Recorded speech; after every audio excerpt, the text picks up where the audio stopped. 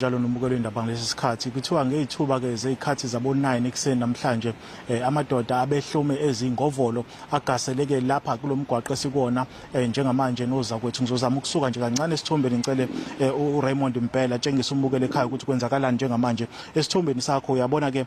abaphenyi beqhubeka nokuhlanganisa singathi ke ubufakazi obuzokwazi ukuthi ke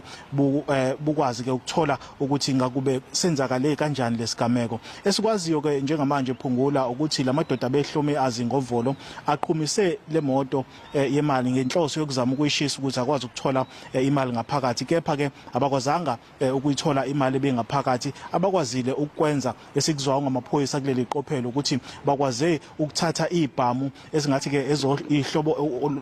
zohlobo ke lwama rifles ibhamu ezinkulu ezimbili kanjalo ke nesodwa ebezisetshenziswa onogada bayo ke le moto abebephakathi ngesikhathi kwenzeka lesigameko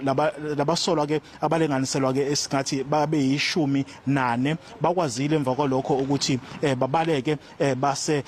kodwa ke bebehluleka ukuthi bathole imali ebengaphakathi kuyona le moto njengoba sikhuluma nawe nje nabezimo iphuthumayo bazamile ukucisha umlilo obusavutha kule moto njengoba ubona ke mhlambe intuthu bisathi ukuvela kancane emotweni igameko lezi ezikhathazayo ke phungula kepha singaqinisekisa nje kumbukeli kuleli qophelo ukuthi akekho olimele kulesigameko futhi akekho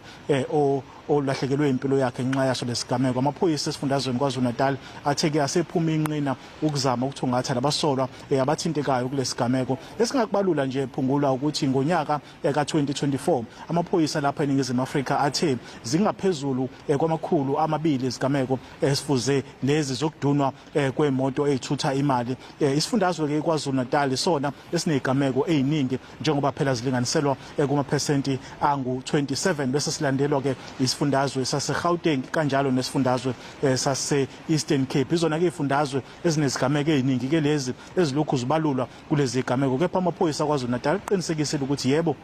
kuyawakhathaza kakhulu okuqhubekayo lapha esifundazweni uma ngabe ubheka uhlobo lobugebengu okwenzakalayo kepha bayakholelwa ukuthi sebekwazile ukuthi bathathe igxathu noma ke inyathelo ezizozama ukuthi ke zehlise leli zinga eliphezulu lobugebengu esitholayo